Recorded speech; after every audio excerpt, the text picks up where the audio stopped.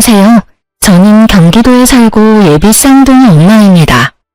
요즘 몸이 점점 무거워져 집에서 TV를 보며 뒹굴거리는 날이 많은데요. 드라마를 보다가 문득 저의 첫 번째 결혼 생활이 떠올라 이렇게 사연을 쓰게 되었어요. 믿었던 두 사람에게 배신당하고 제가 어떻게 했는지 한번 들어보실래요? 남편과 전 같은 대학을 다니던 친구 사이 그 이상도 그 이하도 아니었습니다. 한 학기가 지나갈 무렵 남편은 갑작스레 저에게 고백을 해왔고 전 그런 남편을 밀어냈어요. 남편이 싫은 것보단 연애 자체에 관심이 없었어요.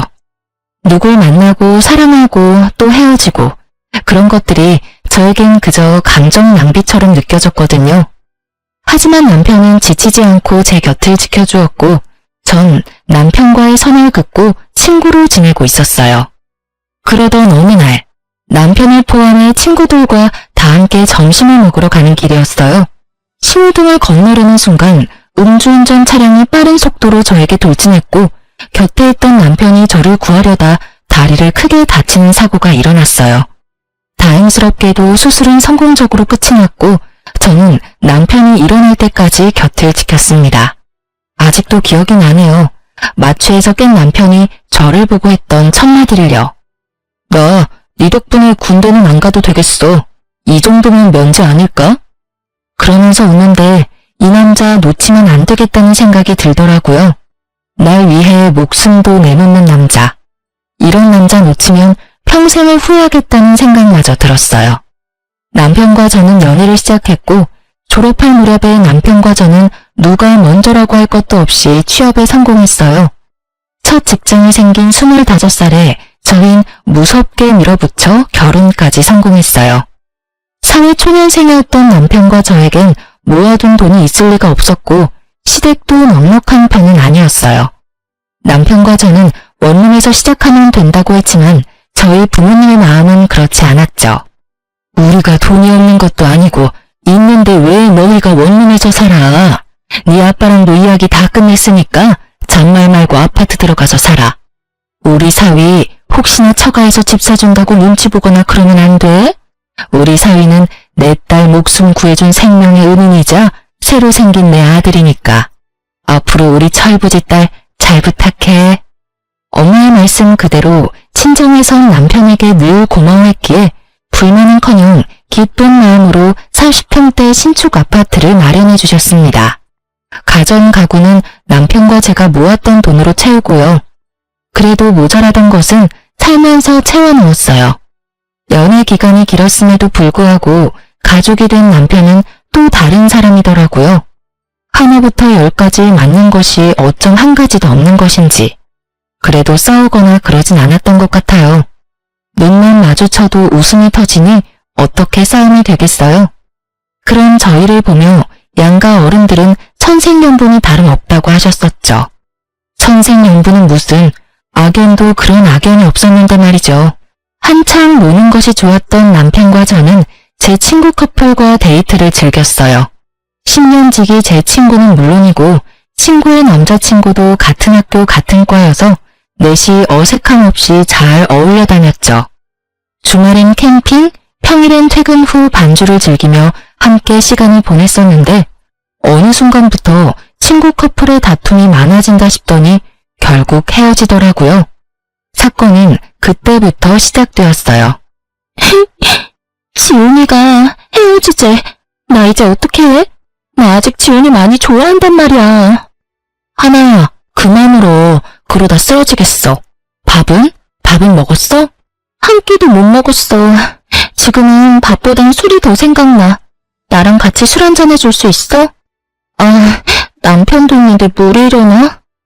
아, 아니야. 술 한잔 하자. 남편도 같이 가서 마시면 되지 뭐. 친구는 생각보다 많이 힘들어했고 저희 부부는 그런 친구를 위로해 주었죠. 10년지기가 이렇게 힘들어하는데 이 정도는 해줄 수 있다고 생각했으니까요. 하지만 호의로 베푼 시간이 길어지니 부담이 되었고 부담은 곧 불편으로 이어졌어요. 눈치가 없는 친구도 아닌데 친구는 눈치라고는 없는 사람처럼 저와 남편의 데이트에 당연하다는 듯 함께하기 시작했고 점점 더 불편해졌어요. 이건 아니다 싶었지만 워낙 친한 친구이니 딱 잘라 말하기도 그렇더라고요.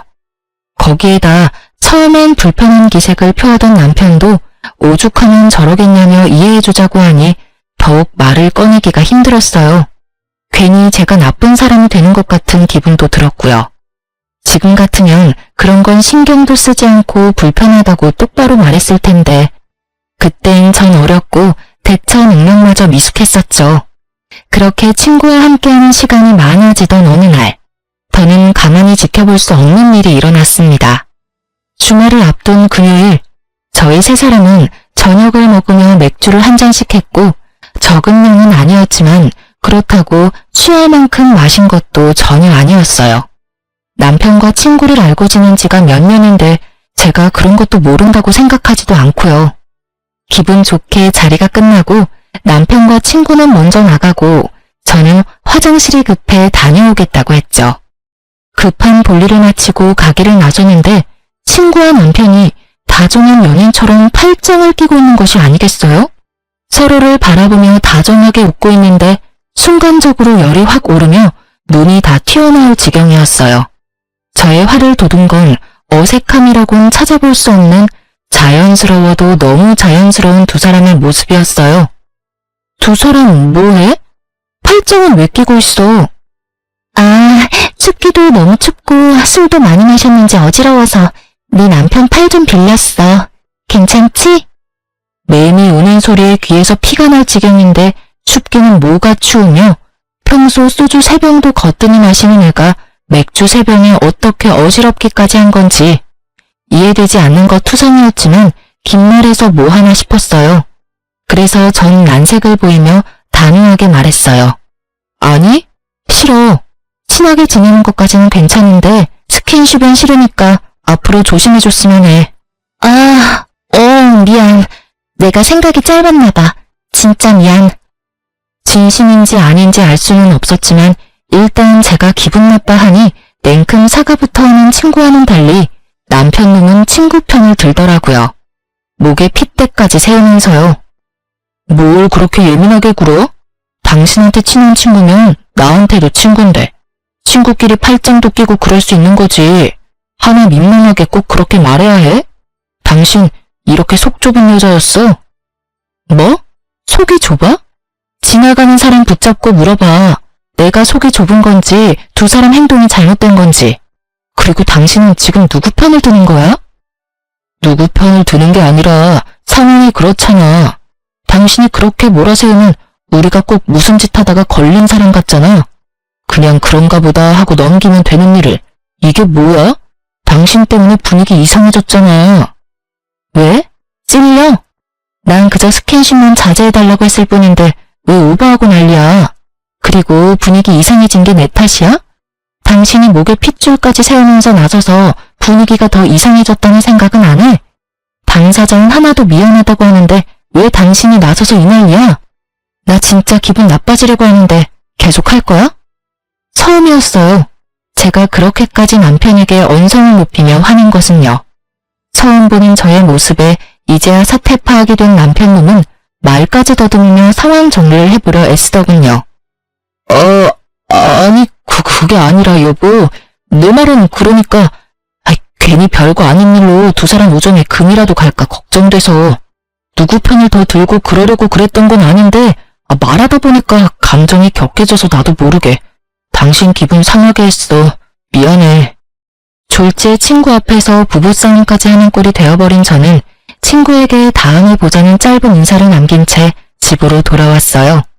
남편은 그날 밤 새벽녘까지 저에게 용서를 구했고 저는 그런 남편을 용서해 주었어요. 자기, 한 번만 더 남이 보는 앞에서 내 편 안 들고 다른 사람 편 들었다간 가만 안 둬? 당연하지. 난 남이라고 생각하지 못했어. 워낙 당신이랑 친하니까. 그래서 팔짱 정도는 가볍게 생각했나 봐. 난 정말 당신이 이렇게까지 기분 나빠할지 몰랐어. 당연히 기분 나쁘지. 친구는 친구야. 가족이 될 순 없다고. 그리고 팔짱 낀 것도 그래. 처음엔 팔짱, 그 다음엔 폰, 그 다음엔 뭐가 될지 어떻게 알아? 일어나지도 않은 일을 걱정하는 것도 웃기지만 혹시나 하는 일을 만들고 싶지 않은 내 심정도 이해해줘야지. 난 괜한 일 때문에 당신도 친구도 잃고 싶지 않아. 알았어. 내가 생각이 짧았어. 앞으로 조심할게. 조심할 필요도 없어. 앞으로는 하나랑 당신이랑 같이 보는 일은 안 만들 거니까. 당신도 그렇게 알고 눈치껏 피해줬으면 좋겠어. 알겠지? 네, 잘 알겠습니다. 내 친구도 아닌데 뭐, 안 보면 되지. 이렇게까지 했는데 다신 이런 일로 얼굴 붉히는 일은 없겠지 했어요.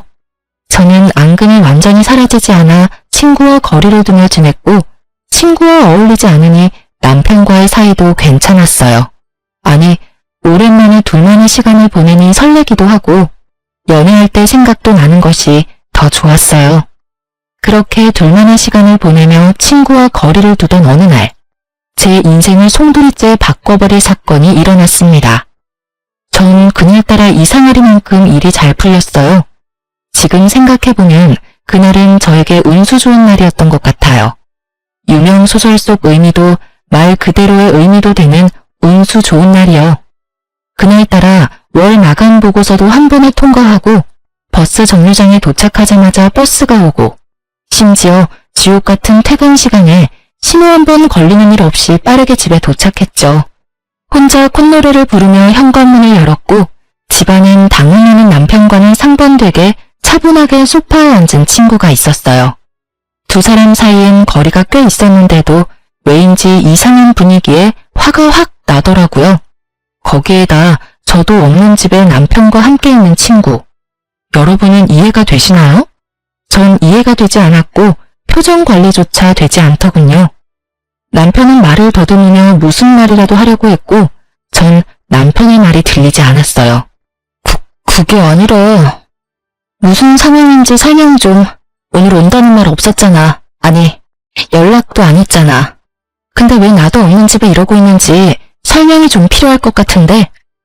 남편보다 친구의 설명이 필요한 상황이라 생각했기에 저는 친구를 보며 물었고 친구는 한숨을 쉬더니 아니 꼽던 말투로 말을 하기 시작했어요. 미리 연락 못한 건 미안. 요즘에 네가 나 피하는 것 같아서. 서프라이즈 파티라도 하려고 온 거여서 연락할 수가 없었어. 너한테 연락하고 오면 그건 서프라이즈가 아니잖아. 그리고 우리 10년 된 친구야. 그런 사이에 굳이 꼭 연락까지 하고 와야 해? 너 변했어. 우리 우정이 이것밖에 안 되는 거야? 나 섭섭해지려고 한다 얘. 서프라이즈 파티는 개뿔. 이 정도는 서프라이즈 빅엿을 준비한 거 아닌가요? 전 어이가 없어서 헛웃음이 나왔어요. 하느야, 나야말로 섭섭해지려고 해. 네 말대로 우리가 10년 지기 친구인데 내가 그런 식으로 행동하고 너도 눈치란 게 있으면 한동안은 거리를 둬야겠다. 이런 생각쯤은 해야지. 저번에 우리가 얼굴 붉힌 이유가 있는데 네가 조금이라도 내 생각을 했다면 나도 없는 집에 내 남편이랑 너랑 둘만 있어야 하는 일을 만들었을까? 글쎄, 난 아닌 것 같은데. 이건 나를 위한 서프라이즈 파티가 아니지. 최혜진, 너 진짜 말 이상하게 한다? 내가 네 남편한테 무슨 짓이라도 한대? 왜 저번부터 별것도 아닌 걸로 사람 이상하게 만들어? 오늘도 그래. 나는 너랑 사이가 이상해진 것 같아서 좀 풀어보려고 기껏 바쁜 시간 쪼개서 찾아왔는데 그럼 나한테 한다는 말이 고작 이거야? 너 혹시 의부증이야? 그렇지 않고서는 지금 이 반응 일반적이지 않잖아. 뭐? 의부증? 너 말 다 했어? 네 행동 이상한 건 생각 안 하고 누굴 정신병자로 몰아. 진짜 기가 막히고 코가 막혀서. 당신 생각도 그래? 당신도 내가 심하다고 생각해? 문득 남편의 생각이 궁금했어요. 전 아무리 생각해도 저의 반응이 심하다는 생각이 들지 않았으니까요. 그게 사실은 나도 하나랑 같은 생각이야. 별거 아닌 일 같은데. 당신이 자꾸 그런 식으로 말하니까 우리도 곤란하다고. 의심도 그 정도면 병이야 여보. 그러니까. 저는 한순간에 의부증 환자에 의심병 환자까지 되었더라고요. 두 사람의 생각이 그러하든 말든 전 친구에게 이만 가줬으면 좋겠다고 했고 친구도 기분이 많이 상했는지 아무런 말도 하지 않고 가더군요. 친구가 돌아간 뒤 남편과 저의 본격적인 부부싸움이 시작되었어요. 의심병? 당신은 그걸 말이라고 해? 다른 사람도 아니고 어떻게 당신이 그런 식으로 말을 해? 그렇잖아. 하나는 당신이랑 좋게 풀어보고 싶어서 찾아왔는데 그런 사람 보고 범인 취조하듯이 상황 설명이나 하라고 하고 뭐 한 게 없는데 무슨 상황 설명을 해. 우린 그저 대화만 했어. 그것도 당신 화를 어떻게 하면 풀어주나 하는 대화. 그게 그렇게 잘못한 일이야? 죄인 취급받을 만큼? 와, 당신 말만 들으면 나 진짜 미친년 같다. 그렇지? 근데 여보, 내가 분명히 말했었지. 난 그런 상황을 만드는 것 자체를 이제 만들고 싶지 않다고. 거기에 대해서 당신도 수긍하고 돕기로 했고. 그런데 나한테 말도 없이 내 집에서 당신이랑 하나랑 둘이 있는 모습을 보는데 내가 어떤 생각이 들 것 같아? 그러면 나보고 어쩌라고. 당신이랑 잘 지내고 싶어서 찾아온 하나를 쫓아내기라도 했어야 했단 말이야? 적어도 당신은 나한테 연락했어야지. 지금 하나가 집에 왔다. 어떻게 했으면 좋겠느냐? 이렇게 묻는 게 힘들어? 그리고 서프라이즈 파티? 웃기시네. 파티한다는 애가 빈손으로 덜렁아서 소파에 그러고 앉아있어? 남들이 보면 자기 집 안방인 줄 알겠던데 뭘. 그리고 당신도 알고 있었잖아. 하나 언제부턴가 당신한테 과하게 애교 부리면서 귀여운 척하는 거. 그거 딱 지훈이한테 하던 짓이잖아. 제가 이렇게까지 예민했던 이유를 아시겠나요? 그래요. 친구는 전 남친에게 부리던 여우짓을 남편에게도 하기 시작했고 그것이 거슬리던 찰나 일이 터지기 시작했어요. 전곡을 찔린 듯 남편은 말을 돌리더군요. 하여튼 당신이 심했어. 당신 이럴 때마다 진짜 정 떨어지는 거 알아? 나는 다를 것 같아? 나도 마찬가지야. 너 왜 이래? 아씨, 말을 말자. 남편은 나가버렸고 남은 여우는 오로지 저의 몫이었죠. 내가 심했나 싶었다가 당연히 해야 할 말을 했다 싶었다가 눈물이 났다가 웃음이 나왔다가 감정이 미친 듯이 널뛰게 하던 중 친구의 전 남자친구가 번뜩하고 뇌리를 스쳤어요. 그리고 바로 전화를 걸어 지금 당장 만나자고 했죠. 지금 생각하면 왜 하필 그 순간에 그 사람이 떠오른 것인지 모르겠지만 그땐 왜라는 것은 필요하지 않았고 그저 만나야만 한다는 머릿속에 가득했어요. 오랜만이다. 무슨 일로 보자고 했어? 그게 갑자기 이런 거 물어서 미안한데 너 하나랑 왜 헤어졌어? 왜? 하나가 네 남편도 꼬시려고 해? 아님 벌써 바람이라도 피워? 친구의 전 남자친구의 말은 충격이었습니다. 그보다 더 충격적인 건 그 다음 그의 입에서 흘러나오는 말들이었어요. 걔 나랑 사귈 때도 그랬어. 내 친구들 만나는 걸 좋아하길래 여럿이 어울려서 노는 걸 좋아하는가 보다 했거든? 근데 그게 아니더라고. 걔 내 친구 중에 좀 산다는 애만 골라 꼬셔서 나랑 양다리 걸치고 그러다 걸리면 다신 안 그런다고 그러고 나도 미쳤었지. 그런 년 뭐가 좋다고 그걸 다 용서하고 만났어.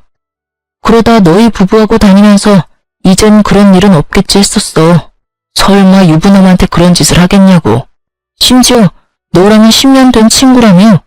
그래서 그냥 어울려 다녔는데 어느 날부터 하나가 이런 말을 하는 거야. 너희 집 전세도 아니고 자가라면서 부럽다면서. 나이도 어린데 네 남편 능력이 좋은가 보다 하면서 한두 번도 아니고 너희 부부 만나고 왔다 하는 그런 말 하길래 나도 오만정이 떨어져서 헤어진 거야. 너한테 말해주려고 했는데 아직 일어나지도 않은 일 말하기도 그랬고 두 사람 워낙 친해 보이니까 그런 일은 없겠지 했어. 믿을 수 없는 이야기에 머리를 감싸 쥐었어요. 이런 경우 친구가 그런 마음을 먹었다고 한들 내 남편은 그런 일이 없을 거다 하는 확신이 들어야 하는데 오늘 남편 하는 꼴을 보니 그런 일이 있을 것만 같았거든요. 전 남자친구도 같은 마음인지 조심스럽게 말을 잇더군요. 아마 모르긴 몰라도 두 사람 바람 피우고 있을 가능성 100%일 거야. 걔 애교도 많고 귀엽잖아. 걔한테 넘어간 내 친구들이 거기에 한번 넘어가면 답도 없다고 하더라고. 아, 그래. 고마워. 다음에 다시 연락하자. 지금은 내가 정신이 너무 없네. 모든 것이 두 사람의 외도를 가리키고 있었지만 전 아니라고 생각했던 것 같아요. 하지만 그날은 저에게 두 번 다시 없을 운수 좋은 날이었고 운명은 저를 쓰레기 더미에서 구할 준비를 하고 있었어요. 평소엔 후문으로 다니지 않는 저인데 그날따라 택시기사님이 후문에 내려주셨고 전 굳이 정문으로 차를 돌리지 않고 바람이라도 쐴 겸 그곳에서 내렸죠. 그렇게 얼마나 걸었을까요? 단지 내 길을 따라 걷는데 으슥한 곳에서 대화 소리가 들려 걸음을 멈춰 세웠어요. 두리번거려도 사람은 보이지 않고 익숙한 목소리만 들려왔어요. 목소리를 따라간 곳엔 남편과 친구가 있더라고요. 전 숨을 죽이고 두 사람의 대화를 엿들었죠. 그러게 이게 무슨 꼴이야. 내가 찾아오지 말랬잖아. 그러다 상간녀 소송이라도 당하면 어쩌려고 그래? 보고 싶은 걸 어떻게 해. 그리고 예진이 그게 그렇게 나올지 몰랐지. 개집애 총만 좋아서는. 자기 같으면 눈 안 뒤집히겠어. 누가 친구 남편 팔짱을 끼고 친구도 없는 집에 찾아와서 그러고 있냐? 그러니까 뭐든 적당히 하라고, 적당히. 아, 몰라. 그냥 예진이 쫓아내면 안 돼? 그 집 당신 집이라며. 맞지? 그렇지. 그러면 그냥 예진이만 쫓아내고 내가 들어가서 살면 되겠네. 난 예진이가 쓰던 살림 그대로 써도 상관없어. 응? 자기도 예진이처럼 뻣뻣한 여자보다 나처럼 귀엽고 사랑스러운 여자가 좋다며. 일단 좀 기다려. 이혼이 그렇게 쉬운 줄 알아? 나 사랑한다며. 이제 나뿐이라며. 혹시 다 거짓말이었던 거야? 왜? 막상 헤어지려니 아쉽니? 아니야, 그런 거. 내가 사랑하는 건 너뿐이야. 내 맘 알지? 예상은 했지만 두 눈과 귀로 보고 듣고 나니 눈앞이 캄캄해지더라고요. 그대로 있다간 울음이 터질 것만 같아 황급히 자리를 피했습니다. 집으로 돌아온 저는 안방 욕실에 물을 틀고 한참을 울었어요. 몸을 던져 저를 구하던 남편의 모습이 아직도 눈에 훤한데 그 사람은 어디로 간 걸까요? 10년 동안 함께한 시간이 얼만데 친구는 왜 하필 저에게 이런 짓까지 할까요? 제가 모르는 사이 그 두 사람에게 무슨 큰 잘못이라도 했던 것일까요? 그렇지 않고선 두 사람이 저한테 이런 짓까지 할 리가 없잖아요. 아무리 생각해도 답은 없었고 한 가지 명확해졌어요. 두연 놈을 가만두지 않겠다고요. 전 쓰레기를 쓰레기에게 보내버리기로 결정했어요. 이 모든 일이 일어난 게 제 나이 26살 때였어요. 이렇게 큰일을 겪기엔 너무 어리고 여렸을 텐데 사연 쓰면서 다시 생각해도 참 대단하다 싶어요. 전 그 다음날부터 아무 일도 없었던 척 남편뿐만 아니라 친구와도 살갑게 지냈으니까요. 죽을 힘을 다해 티내지 않으려고 했고 두 사람은 깜빡 속아 넘어가더라고요. 제 머릿속엔 오로지 남편이 빈 깡통임을 들키지 않고 친구년에게 조용히 넘겨야 한다는 생각뿐이었어요. 돈만 밝히던 상간녀에게 빚뿐인 남편을 선사하는 것이야말로 최고의 복수가 될 테니까요. 저의 이런 마음도 모르고 남편 놈은 저에게 설설 기더라고요. 때마침 물 먹는 하나처럼 돈 먹는 시댁에서 돈도 요구해왔고요. 하늘이 절 돕는다는 생각마저 들 정도로 저의 계획대로 되어가고 있었어요. 여보, 고마워. 난 내심 당장이라도 이혼하자고 하면 어떻게 해야 하나 싶었다니까. 엄청 화는 났었는데 이젠 뭐 괜찮아. 그건 그렇고 어머님께 또 연락 왔던데. 또? 이번엔 얼마나 필요하시대? 1,000만 원 정도 필요하신가 봐. 당신도 알다시피 나도 돈 없어서 이번에도 못 드린다고 했어. 당연하지. 당신이나 나는 돈이 어디 있다고 계속 돈 부탁을 하시는지. 우리 집이지만 답답하다 답답해. 연기를 어쩜 이렇게나 잘하는지 사실 다 알고 있었습니다. 매번 말은 저렇게 해도 뒤로 저 몰래 도와주고 있다는 사실을요. 심지어 마이너스 통장 한도가 간당간당한다는 사실도요. 오죽하면 저에게 거짓말까지 하면서 도와드릴까 하는 마음에 모른 척은 했지만 내심 걱정이 컸었는데 이렇게 되고 나니 얼마나 좋은지. 집은 고사하고 가진 것이라곤 마이너스 통장뿐인 남편놈을 떠넘길 수 있다고 생각하니 어느 순간부터 슬프기는커녕 웃음이 새어나왔습니다. 전 차분히 때를 기다렸고 상황은 제 예상대로 흘러갔습니다. 남편은 저와 이혼까지 할 생각은 없었고 상간녀만 애가 타는 상황이었죠. 상간녀는 저에게 사과하고 싶다며 저를 찾아왔고 전 기쁜 마음으로 만나주었어요. 저를 만나려는 이유가 뻔히 보였으니까요. 오랜만이야. 우리 10년 넘게 알고 지내면서 이렇게 오랫동안 안 본 적 없었던 것 같은데. 그렇지? 생각해보니까 그런 것도 같네. 지난번 일은 내가 미안했어. 네가 충분히 화낼 수 있는 상황인 건 아는데 나도 섭섭한 마음이 커서 말이 막 나갔어. 용서해줄 거지? 친구 사이에 용서하고 말고 할 게 뭐 있어?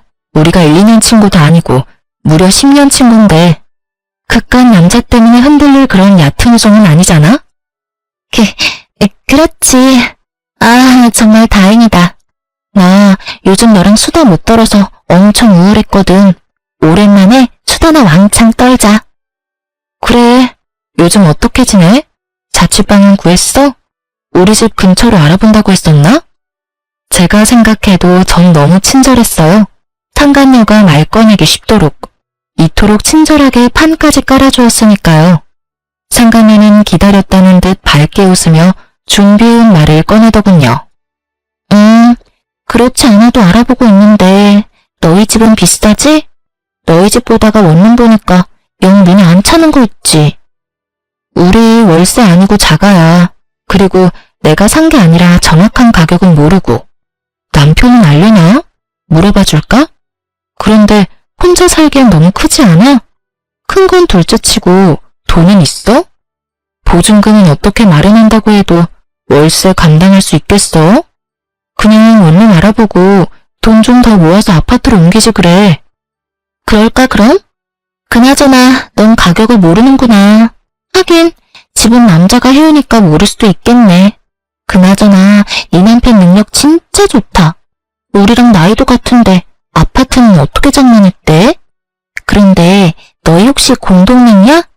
어머, 이런 거 묻는 건 실례인가? 우리 사이에 무슨 공동명이 아니야. 한 사람이 돈을 다 냈는데 무슨 공동명이야. 공동명이 바라면 그게 진짜 양심 없는 짓이지. 남편이 매일 아파트 시세를 검색하니 매매가를 아는 것은 당연했고 명의는 아파트를 마련해주신 부모님 명의였으니 제 말엔 거짓말이 전혀 없었죠. 진실은 알지도 못한 채 웃음꽃이 피는 친구년을 보며 저 또한 환한 웃음으로 저의 심정을 알려주었어요. 확인할 것이 끝났는지 상간녀는 빠르게 저의 이혼을 도와주더군요. 자신들의 외도 증거를 차곡차곡 모아 저에게 보내주었으니까요. 답답하기도 했겠죠. 집 명의도 확인했겠다. 이제 남편이 이혼하고 자신과 재혼만 하면 편히 살 수 있을 것 같은데 망할 놈의 남편이 이혼을 미루기만 했을 거니까요. 친절한 상간녀 덕분에 전 손쉽게 증거를 모을 수 있었죠. 그리고 드디어 결전의 날, 두 사람을 카페로 불렀어요. 두 사람 화해한 거야? 이제 셋이 함께 보는 일은 없을 거라더니. 어찌되었든 잘 됐다. 하나, 잘 지냈어? 잘 지냈지. 잘 지냈어? 어줍잖은 연기를 하는 두 사람을 보며 저도 모르게 실수가 터져나왔어요. 당신 왜 웃어? 그러게, 예진아, 갑자기 혼자 왜 웃어? 나 좀 무서워지려고 그래. 혹시 어디 아파? 아, 미안. 두 사람 어색한 연기를 보니까 웃음을 참을 수가 있어야지. 당신 진짜 왜 그래? 정말 아는 것이 하나도 없어 어리둥절한 남편놈과 올 것이 왔구나 하며 기대에 찬 상간녀. 전 두 사람에게 상간녀가 준 증거를 뿌려주며 말했어요. 오랜만은 무슨. 여기 바로 어제도 두 사람 만난 증거가 버젓이 있어. 그러니 내가 두 사람 하는 꼴이 웃기겠어, 안 웃기겠어? 여보, 그게 아니라 우리가 어제 만난 건 당신 곧 생일이잖아. 생일 파티 해주려고 만난 거였어. 그렇지 하나야. 남편놈은 애절한 눈빛으로 도움을 요청했지만 상간녀는 그럴 마음이 전혀 없어 보였죠. 아, 두 사람은 생일 파티 계획 짜는데 손잡고 어깨 동무하고 하는가 보지? 그게 잘못했어, 여보. 그게 어떻게 된 일이냐면. 됐고, 하나, 넌 나한테 할 말 없어? 입을 꾹 다물고 있는 친구에게 물었어요. 지금 생각해보면 마지막 기회라도 주고 싶었던 것 같아요. 10년 세월 이대로 끝내고 싶지 않았던 마음도 있었던 것 같기도 하고요. 여러분이 보기엔 바보 같겠지만 전 그랬어요. 하지만 상간녀는 그런 저의 호의를 완전히 찢어버렸습니다. 왜? 사과라도 하길 바라니? 어쩌지? 난 전혀 미안하지 않은데. 알다시피 나 이 사람 사랑해. 이 사람도 나 사랑한다고 하고. 어쩌겠어, 우리 마음이 이런 걸. 구질구질하게 붙잡을 생각하지 말고 이혼해줬으면 좋겠어. 걱정하지 마. 구질구질하게 매달리는 일 따윈 없을 테니까. 네가 그런 부탁하지 않아도 오늘 말하려고 했어. 들었지? 우리 이혼하자. 초스피드로 전개되는 대화에 남편 눈은 눈에 굴리기 바빴습니다. 저런 걸 믿고 낭비한 제 청춘이 아까워 미칠 지경이었지만 어쩌겠어요. 이미 시간은 지났고 되돌릴 순 없는 일인걸요. 그렇기에 전 더는 시간 낭비할 필요 없이 이혼을 진행했습니다. 친절한 증거 덕분에 저의 이혼은 빠르게 진행되었고 그 흔한 물벼락 한번 날리지 못했지만 이혼이 확정되는 날 물벼락을 좋기 100대는 날린 통쾌함을 맛보았네요. 그들의 지옥이 시작될 것이 뻔했으니까요. 저의 예상대로 저와 이혼한 전 남편은 빠르게 상간녀와 재혼하더군요. 빈 깡통이 요란하다고 결혼식을 얼마나 성대하게 했는지 친구들의 연락이 빗발쳐 모를래야 모를 수가 없었어요. 전 그날 두 사람의 빚뿐인 앞날을 축복해줬네요. 벤츠인 줄 알았던 남자가 사실은 빚쟁이란 걸 알았을 때 상간녀의 표정이 상상돼 그날 하루 참 행복했어요. 그렇게 이혼하고 전 참 바쁘게 살았어요. 나름 만족할 만한 복수였기에 두 사람을 떠올리지 않으며 살았죠. 2년하고 8개월의 시간이 지났고 전 재혼을 했어요. 첫 번째 이혼으로 상처가 남았던 터라 망설였지만 남편의 끈질긴 구애에 전 다시 한번 용기를 내었고 진작 용기를 내지 않은 것이 후회될 정도로 행복했어요. 부유한 집안에서 자란 남편은 저에게만 다정한 사람이었고 제가 죽으라고 하면 죽는 신용까지도 하는 사람이었어요. 그렇게 전 남편의 사랑으로 완벽하게 과거를 잊고 살았어요. 그러던 어느 날 잊고 지냈던 상간녀를 만난 건 다름 아닌 산부인과였습니다. 그때 당시 전 임신을 한 건 아니었고 볼 일이 있어서 들린 것이었는데 저의 시야 끝에 익숙한 두 사람이 걸렸습니다. 그건 바로 전 시모의 상간녀였어요. 목이 다 늘어난 인부복에 머리는 산발인 상간녀는 만삭이었고 그런 상간녀에게 전 시모는 쉴 새 없이 핀잔을 주고 있었어요. 아우 정말 내가 네 년 꼴만 보면 없던 병도 생기는 기분이다. 옷은 그거밖에 없니? 거지도 아니고 꼴이 그게 뭐니? 네가 이딴 꼴로 다니니까 우리 아들도 하는 일마다 안 풀리는 거야. 네 년 때문에 그 부잣집 여자랑도 이혼하고 아파트도 날리고 회사에서도 쫓겨나고 네가 순진한 우리 아들 홀리지만 않았어도 지금쯤 그 좋은 집에서 떵떵거리면서 살았을 텐데 아이고 속 터져 정말. 어머님, 저야말로 억울하다고요. 아파트는 그이 명이라고 했었단 말이에요. 그리고 회사는 그이가 게을러서 쫓겨난 거지 저 때문이 아니라고요. 걔가 왜 게을러졌겠니? 다 너 때문 아니니? 그 좋은 집 살다가 너 때문에 단칸방살이에 빚만 갚게 생겼으니 일할 맛이 나겠어? 어머님은 왜 매번 제 탓만 하세요? 저도요 어머님 뱃속에 애 때문에 참고 살아요. 누군 같이 살고 싶어서 사는 줄 아세요? 너 말 한번 잘했다. 이 와중에 임신이 하고 싶더니 몸 관리를 어떻게 했길래 덜컥 임신이나 해서는 그나마 아들이라니 내가 병원이라도 같이 와주는 줄 알아. 어휴 꼴 보기 싫어. 나 먼저 갈 테니 집엔 알아서 와. 꼴도 보기 싫다며 떠나는 전 시모를 뒤로 상간녀는 눈물을 훔치더라고요.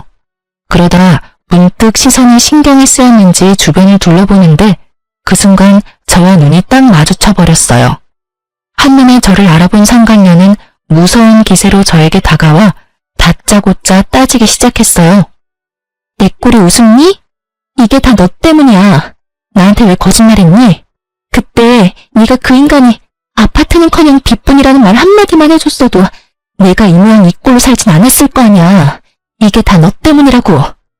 상간녀의 뻔뻔함에 할 말을 잃은 것도 잠시 저도 한마디 해주었어요. 정신 좀 차려. 고작 아파트 한 채 눈 뒤집혀서 10년 지기 뒤통수 때리고 남편 뺏어간 주제에 어디서 고개 빳빳이 쳐들고 남 탓이야 남 탓이. 그리고 왜 말 안 했냐고? 몰라서 묻니? 가난한 시댁에 가진 거라곤 마이너스 통장뿐인 거지 남편 데리고 가준다는데 너 같으면 말하겠어? 뭐라고? 그래서 나한테 미안한 마음이 조금도 없다는 말이야? 넌 어쩜 그렇게 뻔뻔하니? 이야, 내가 이 말을 이렇게 돌려주게 될지 몰랐네. 잘 들어. 그럼 내가 미안하다고 사과라도 하길 바라니? 어쩌지? 난 전혀 미안한 마음이 없는데. 구질구질하게 옛일이나 들먹일 거면 가던 길이나 가. 네 얼굴 보고 있는 것도 역겨우니까. 전 상간녀가 저에게 했던 말을 그대로 돌려주었고 틀린 말이 하나 없는 제 말에 지기 싫은 상간녀는 순식간에 태세를 바꾸어 말을 돌렸어요. 하여튼 넌 아직도 혼자니? 재혼했다는 소식은 못 들었는데. 그런데 산부인과엔 웬일이야? 혹시 어디 아파? 폐경이니? 요즘 그런 애들 많다더라. 왜 스트레스 심하거나 그러면 조기 폐경 도구 한다잖아. 남편 뺏기고 충격이 심했나 봐. 미안해서 어떡하니? 나만 행복해서. 넌 아직도 내 소식 묻고 다니니? 그 정도면 거의 스토커 수준이야 너. 나한테 집착 좀 하지 마. 네 남편 두고 왜 나한테 집착을 하는지 모르겠다 얘. 그리고 혹시 이런 말 아니? 착각은 자유라는 말. 아무리 자유라지만 그 정도면 병인 것 같은데. 산부인과 말고 정신과부터 다녀. 그러다 큰일 나 너. 뭐라고? 너 진짜 말이면 단 줄 알아? 아니다. 나한테 남편까지 뺏겼는데 뭔들 못 들어주겠니? 네가 아무리 바라 그래도 내가 승자고 넌 패자니 말이야. 승자라고 하기엔 네 꼴이 참 비루하지 않아? 꼴이 그게 뭐야? 거울도 안 보고 다녀? 집에 거울이 없는 거야 설마? 목 다 늘어난 인부복은 둘째치고 머리는 좀 빗고 다녀. 빚 그까짓 거 얼마나 한다고? 빚이 아무리 많아도 빚 정도 살 돈은 있지 않아? 다 네 걱정돼서 그래. 한 번 핀 바람 두 번은 더 쉽지 않겠어? 좀 꾸미고 다녀. 근데 내 꼴이 어때서? 자다가 바로 나와서 그래.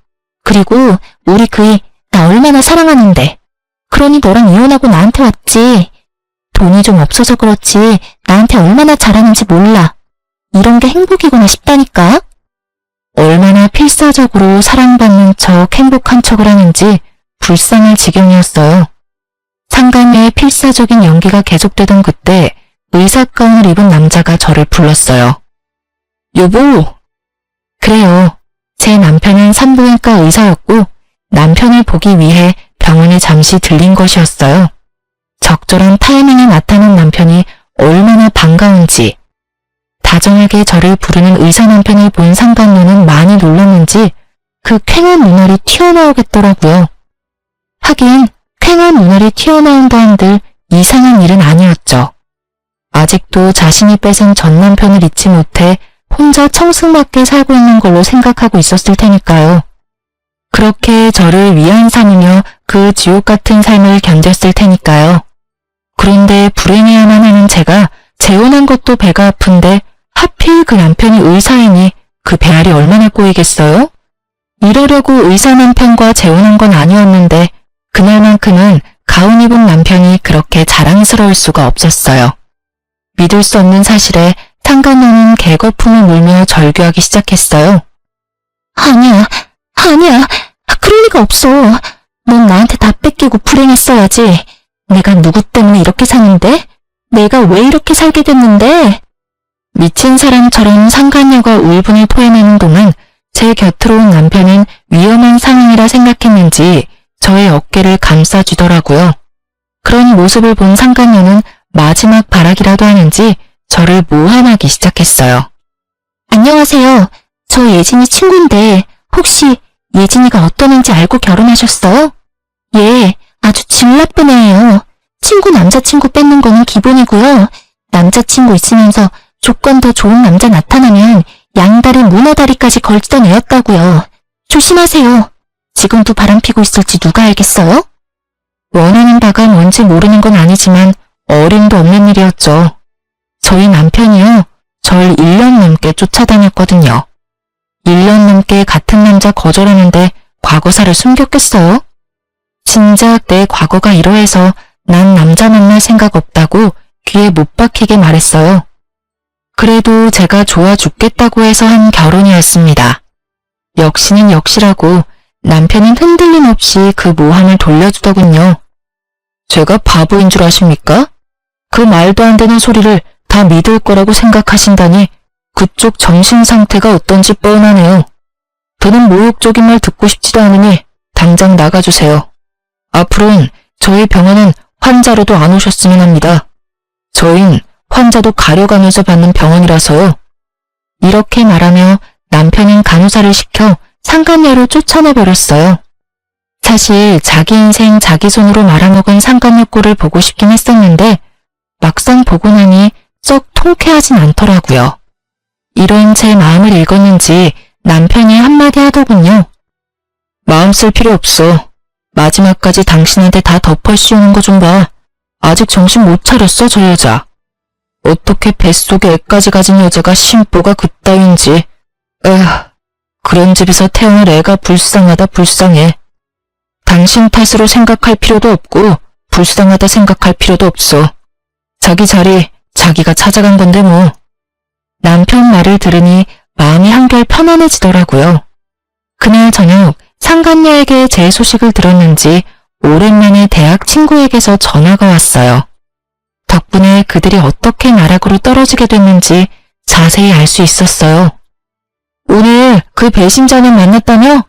나한테 전화와서 개거품 문인데 귀 따가워서 혼났어. 어떻게 거기서 딱 만나니? 나 통화하는 내내 얼마나 통쾌하던지. 하나 걔 몰골 엉망이지? 안 봐도 뻔해. 쫄딱 망한 남편에 돈 나올 구멍이라고는 없는 시댁. 뻔하지 뭐. 말도 못하게 엉망이더라. 그런데 집이 그렇게나 힘들어? 빚은 있어도 대기업 월급이면 못 갚을 정도는 아닐 텐데. 생각보다 더 엉망이라서 깜짝 놀랐잖아. 내가 그놈의 정이 뭔지 회사엔 바람 피워서 이혼했다고 알리진 않았거든.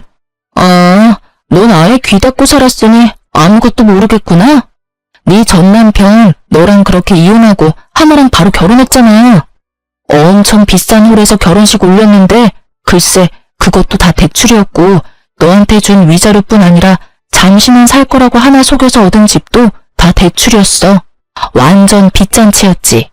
벌어서 쓰는 것 하나 없이 빚만 갚아야 하니까 일할 맛이 나겠어? 거기에다가 하나 그게 너네 살던 아파트는커녕 남은 거라곤 대출에 마이너스 통장뿐인 걸 알고 쥐잡듯 잡는 바람에 둘이 하루가 멀다고 싸웠어. 그나마 내세울 거라곤 네 호의로 놔둔 대기업 직원이라는 거 하나였는데 퇴근하고 매일같이 술만 마시니까 출근해서 일이나 제대로 했겠어? 맨날 술 냄새나 풀풀 풍기면서 일 처리도 제대로 못하고 하니까 결국 잘렸지 뭐. 회사도 잘리고 빚도 못 갚으니까 결국엔 시댁으로 들어갔다고 하더라고. 그 신우 성깔 너도 알지? 그러니까 하나가 버티겠어?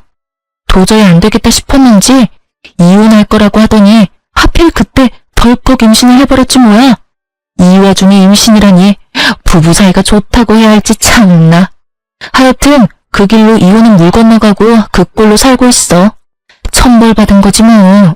그러게 10년 지기 제일 친한 친구 뒤통수를 그따위로 치래? 너 조금 신난 것 같다? 야, 당연하지. 나 지금 너무 신나. 네가 너 재혼했다는 거 아무한테도 알리지 말라고 해서 입 다물고 있느라 얼마나 답답했는데 하나 그거 네 남편 의사가 맞냐면서 몇 번씩 묻는데 내가 친절하게 의사도 맞고 집도 엄청 잘 산다고 말해줬어. 강남에 40평대 아파트 산다는 이야기도 잊지 않고 해주고 말이야. 모르긴 몰라도 오늘 열받아서 잠도 못 잘 거다. 쌤통이야 쌤통. 저보다 더 통쾌해하는 친구와의 통화가 끝나고 전 생각했어요. 돈 찾아 10년 우정도 버리고 가더니 참 어울리는 결말이라고요. 그리고 한편으론 고맙기도 하더라고요. 어찌되었든 상간녀가 그 쓰레기 같은 전 남편을 모시고 가준 덕분에 지금의 남편과 만날 수 있었으니까요. 그 후론 상간녀는 물론이고 전 남편도 찾아오거나 하는 일은 없었어요. 그나마 다행스러운 일이기도 했죠.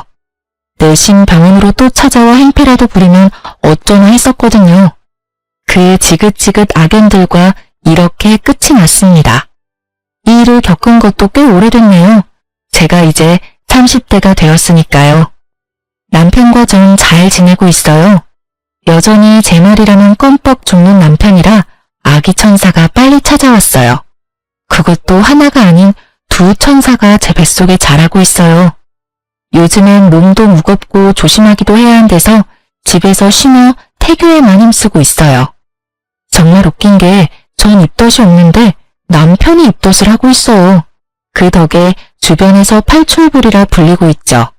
다른 산모들의 부러움은 제 몫이고요.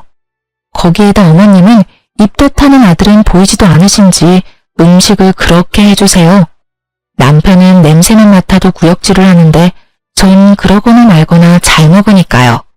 덕분에 저와 뱃속의 아기들은 아주 건강해요. 똥 차가고 벤치 온다더니 그날이 딱 맞다고 생각하는 요즘. 오늘이 내 생일 마지막 날이라고 해도 후회가 없을 만큼 행복하네요. 어쩌다 보니 제 자랑이 길어졌네요. 이해해 주실 거죠? 제 긴 사연과 자랑 들어주셔서 감사합니다.